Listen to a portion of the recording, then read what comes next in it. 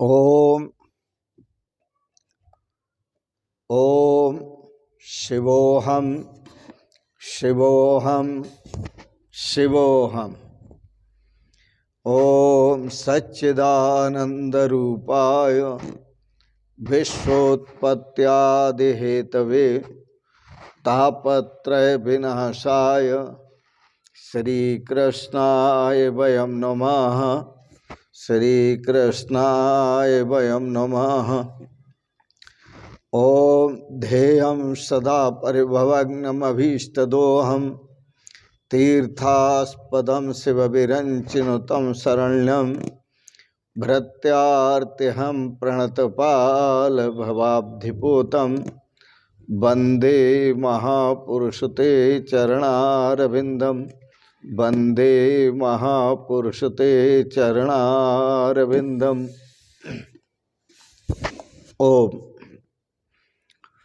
अखंडानंदबोधाय शिष्यसंतापहारिणे सच्चिदानंदरूपाय तस्मै श्री गुरवे नमः। तस्मै श्री गुरवे नमः। पूर्व प्रसंग में आप श्रवण कर रहे थे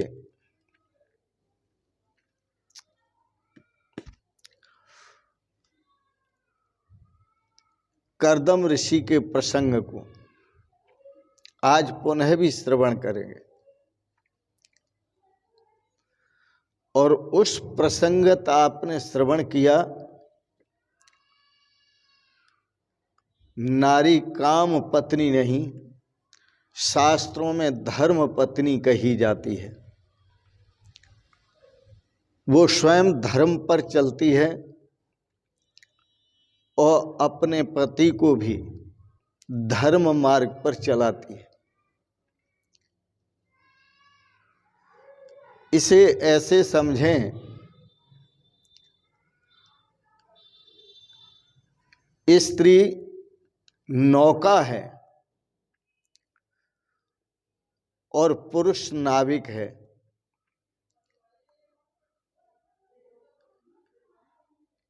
इनको दोनों को एक दूसरे की जरूरत है। नौका संसार सागर से अपने आप पार नहीं होती।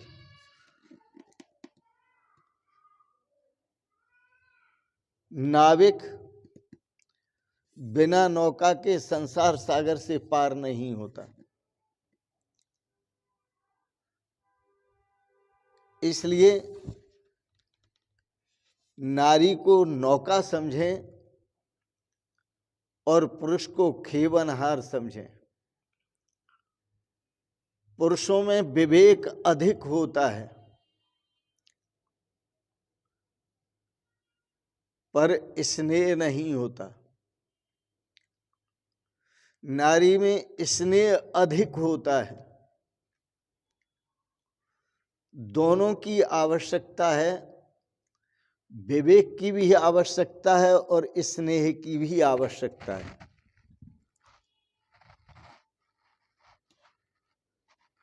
पुरुष ज्ञान स्वरूप है, विवेक स्वरूप है और नारी का हृदय स्नेह स्वरूप है, बहुत कोमल होता है। इसलिए वह पुरुष के आगे अपना समर्पण करती है। नारी क्रिया शक्ति है। समर्पण करने का भाव नारी के भीतर है। बहुतों को आश्चर्य होगा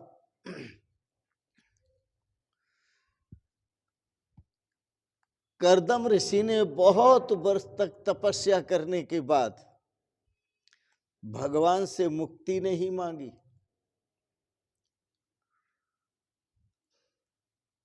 उस तपश्चर्या के बाद कर्दम ऋषि ने सोचा, वेदों की आज्ञा है कि हर मानव को 3 ऋण चुकाने चाहिए। पहला ऋण मातृ ऋण, दूसरा ऋण पितृ ऋण और तीसरा ऋण आचार्य ऋण। जब ये तीनों ऋण चुकाता है तभी उसको जीवन में श्रेय की प्राप्ति होती है।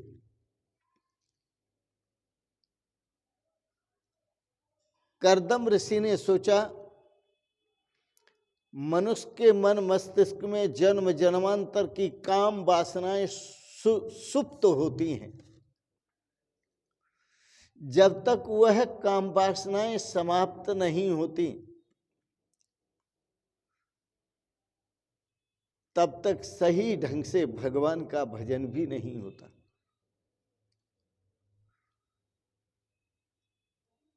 तो उन काम वासनाओं को जो मन में सुप्त हैं, अंतःकरण में सुप्त हैं, उनको भी संतुष्ट करना है। इसलिए उन काम वासनाओं को भी संतुष्ट करने के लिए और उन तीनों ऋणों को चुकाने के लिए, तीनों से मुक्त होने के लिए उन्होंने मुक्ति की इच्छा नहीं की। गहन तपस्या करने के बाद मुक्ति की इच्छा नहीं की। भगवान सामने श्री हरि प्रकट हुए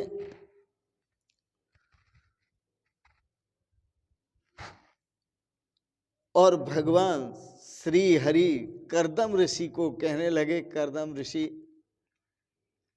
2 दिन के बाद तुम्हारे पास मनु महाराज आएंगे और अपनी पुत्री को लेकर आएंगे। और जब वो अपनी पुत्री को लेकर आए तो वो देने का प्रस्ताव रखेंगे। वह आपकी अपनी पुत्री को आपको देने का प्रस्ताव रखेंगे।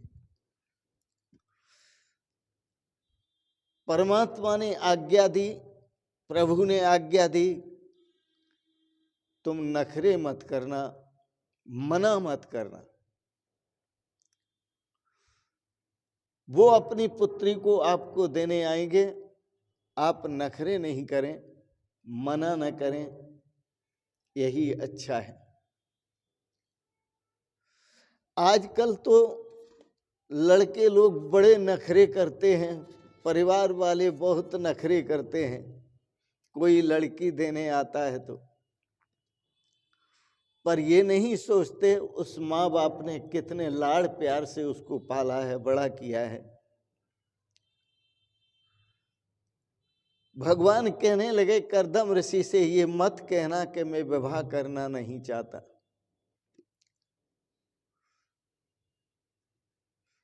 पति पत्नी का जो जीवन होता है बहुत पवित्र होता है। इसलिए हमारे शास्त्रों में, वेदों में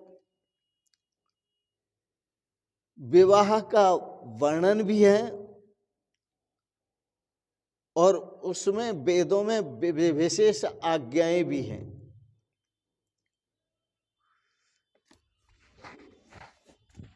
पति पत्नी अपने जीवन को पवित्र भाव से जिए। जब वह पवित्र भाव से जीते हैं अपने जीवन को, पूर्ण संयम के साथ जीते हैं, तो उनके यहाँ भगवान जन्म लेते हैं। भगवान आकर स्वयं प्रकट होते हैं, जन्म लेते हैं। भगवान ने कहा कर्दम ऋषि से, मैं तुम्हारे यहां पुत्र रूप में आऊंगा।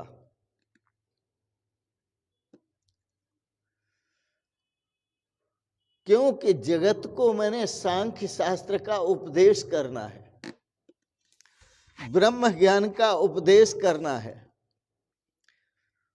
आजकल के लोग विवाह तो करते हैं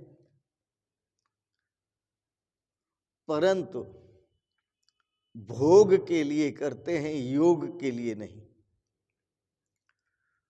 और जो विवाह होता है वह एक दूसरे के पति पत्नी पूरक होते हैं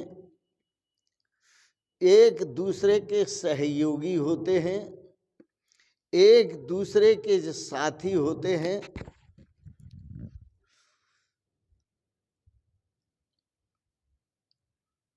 इसलिए भगवान श्री ने कहा, हरि ने, कि विवाह के लिए मना मत करना, इनकार मत करना। नारद जी मनु महाराज के पास आए, भगवान तो यह कहकर अंतर ध्यान हुए। नारद जी मनु महाराज के पास आए और कहा मनु महाराज से कि जाओ तुम अपनी कन्या कर्दम ऋषि को सौंप दो। मनु महाराज शत्रुपा को लेकर और अपनी कन्या को देवहूति को लेकर महर्षि कर्दम ऋषि के आश्रम में पधारते हैं। जब वह महर्षि ऋषि के आश्रम में पधारे तो कर्दम ऋषि ने उस कन्या की परीक्षा करने के लिए 3 आसन बिछाए।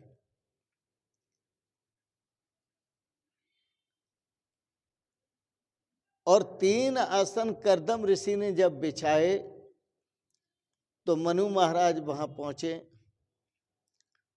शत्रुपा जी को और देवहूति जी को लेकर के। तो कर्दम ऋषि ने कहा, आश्रिताम विराजिए, ये आसन पड़े हुए हैं।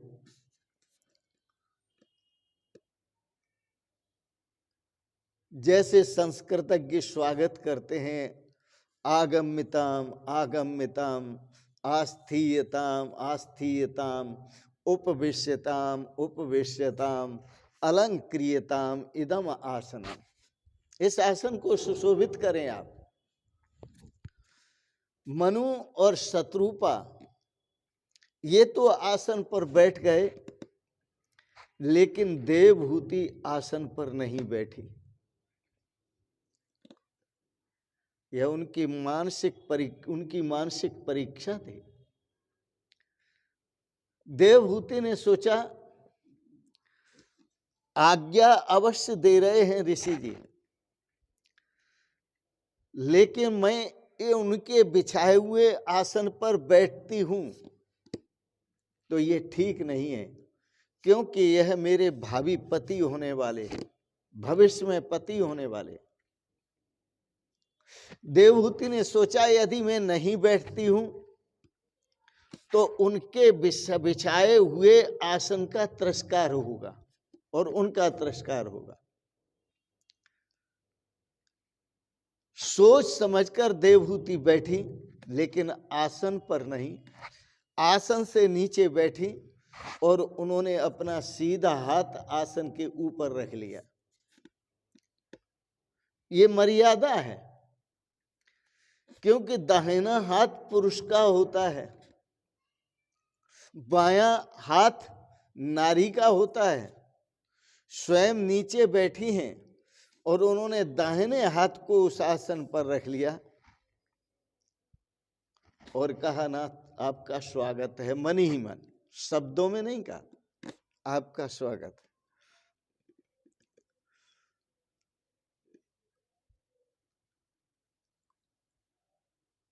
आजकल तो अपनी संस्कृति विलुप्त तो होती जा रही है। जो वैदिक संस्कृति है, ऋषियों की संस्कृति है, वो विलुप्त तो होती जा रही है। आजकल तो नारियां अपने पति को कहती हैं, सुनो वो खटिया बिछा दो, वो बिस्तर लगा दो, खटिया उठा लाओ यहां पर हवा में।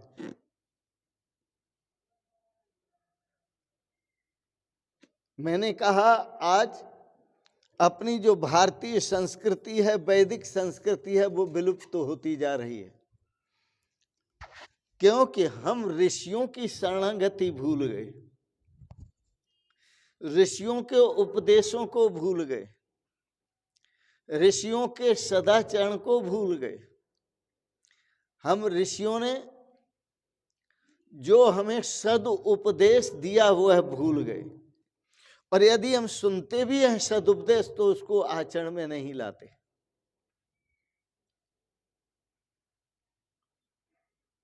क्योंकि मस्तिष्क विकृत हो चुके हैं, खान पान भी बिगड़ चुका है, आहार और व्यवहार भी बिगड़ चुका है। कर्दम ऋषि ने सोचा, कन्या ने बहुत शालीनता का परिचय दिया है, विवाह करने में कोई हर्ज नहीं है।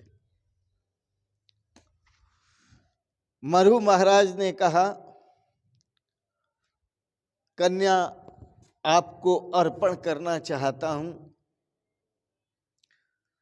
कर्दम ऋषि ने कहा, विवाह करने की इच्छा मेरी भी है,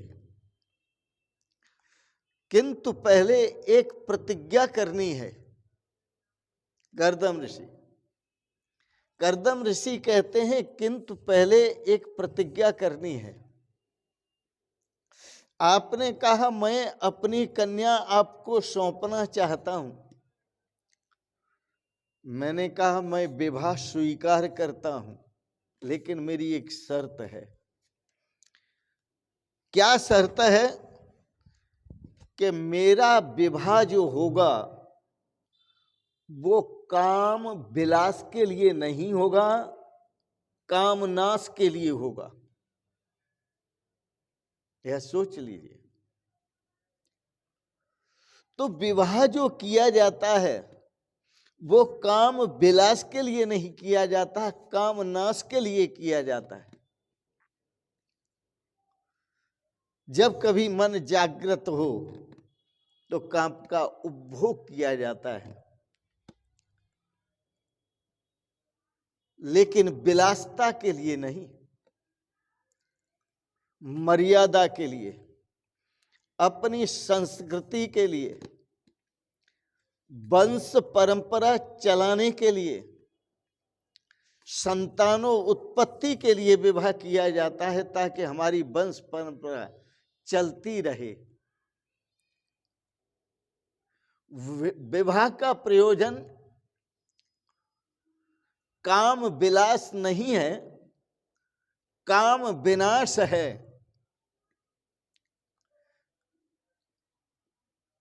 इसलिए साधकों को अच्छी प्रकार का स्वच्छ और पवित्र जीवन जीना चाहिए। गृहस्थ आश्रम परम पवित्र आश्रम है और चारों आश्रमों में सर्वश्रेष्ठ माना जाता है, इसीलिए कि वह गृहस्थ आश्रम जो होता है वो काम विलास के लिए नहीं होता, काम नाश के लिए होता है। इसलिए यह आश्रम सर्वश्रेष्ठ आश्रम है।